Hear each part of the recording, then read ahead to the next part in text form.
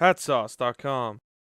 Hello, old sport. This is Lou's Reviews on The Great Gatsby. Hopefully you've been keeping track with me and Gamma Ray's 5 movies you should see in the summer. If I had the chance to make that list better, like 10, 15, 20, or maybe even top 10, Great Gatsby would be up there on my list. And after watching The Great Gatsby, I don't regret making that decision. I don't even know if that decision actually counts because that list isn't technically real, because we made a 5 list of movies to see.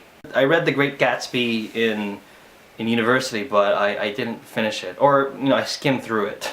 And after finishing the movie, I thought, man, I should have paid more attention to this book, because I kind of like this movie. So being honest with the book, it follows Tobey Maguire's character Nick. I mean, the title of the book is called The Great Gatsby, and it's being narrated by someone else. And why do that?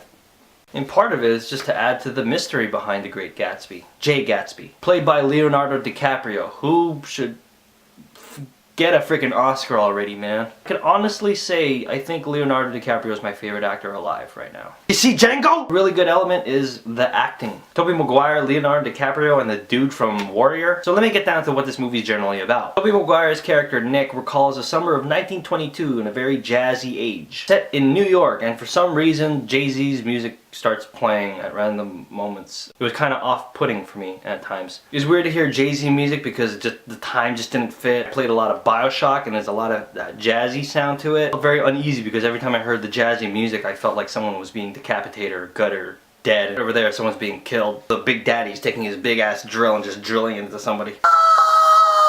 So Nick goes to New York to accomplish the American dream, because that's generally what this book or movie is all about. Or is it? So Nick on the side sells bonds, and he is also a writer. He moves into this new house sitting next to a mansion. Every Saturday, the entire city of New York has a party at this mysterious person's house. He belongs to this guy named Jay Gatsby. Everybody's saying different things about this guy. He was in the war. He was a sailor. He's an Oxford man. He liked chicharron and pinakbit when he went to the Philippines. But here's the thing. Everyone just goes there on Saturday night to just party. But Nick appeared to be the only one at that party who received a personal invitation by this mysterious Jay Gatsby. I have to say, the director of the movie, Baz Luhrmann, is a very visually intriguing kind of guy. Everything about this movie is just goddamn pretty. Very visually striking. How he goes about revealing Leonardo DiCaprio as Jay Gatsby is a pretty amazing thing. It's so pretty. But the real mystery is, why is Jay Gatsby doing all this? And this is where Daisy, played by this girl named Carey Mulligan, comes in.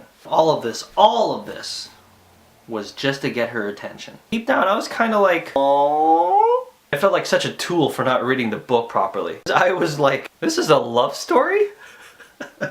Fail! That's all I'll really talk about. Give it to the director, Baz Luhrmann. He's a very, very visually ambitious director. I really think he captured the kind of grandeur and glamour that Gatsby was trying to accomplish for himself. In one aspect, you can read into this as a typical guy trying to accomplish the American dream. But really, I think in the core of this movie was just the fact that Jay Gatsby was a guy in love. On the outside, you could see that someone would want all these riches to be financially stable and live a rich life. Really, when you get down to the core of things, it all drives from a raw human emotion. At least it wasn't a young, whiny, pretty boy face Romeo and Juliet kind of Leonardo DiCaprio.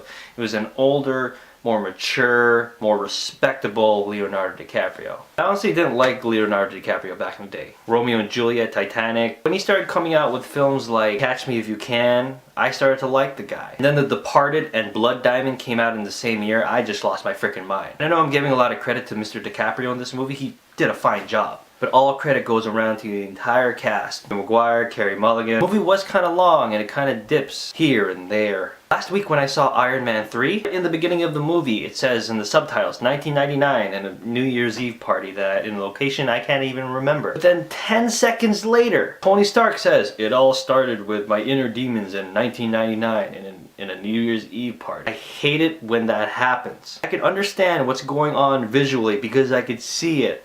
You don't have to talk to me about it. But in The Great Gatsby, not one moment was I irritated by Tobey Maguire's voiceover narration. It's like instead of narrating bluntly what's happening visually, he's like it's narrating with a sense of poetry. But like most movie adaptations, a lot of information doesn't get fully answered. Without further ado, I give The Great Gatsby a solid 3.8. It was beautiful, there was well-told poetic narration, acting was amazing.